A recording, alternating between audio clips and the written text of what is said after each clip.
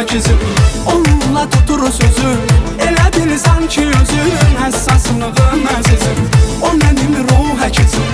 Onunla tutur sözü, elə bil sanki özün həssaslığın əzizim. O mənim ruh əkizim.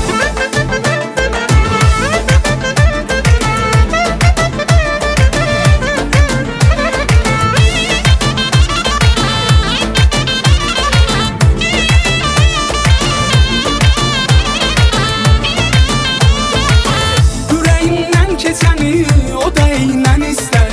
Nəyi ki bəyənmirəm, o da heç bəyənmir. Həyata yanaşması eynən özümə bənzəyir. Xasiyyətimiz eynidir, sözümüz biridir bizim. O mənim ruh əkizim. Onunla tutur sözü, elə bil sanki özün həssaslığın əzizim. O mənim ruh əkizim.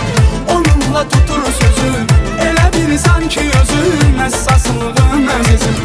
O mənim ruh əkizim.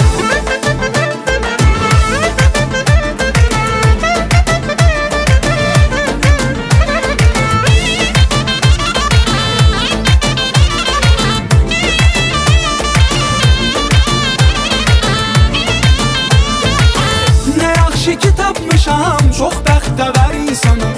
O yanımda olmasa, elə bil yarım canım. Görəsən o neyləyir, görməsəm nigaranam.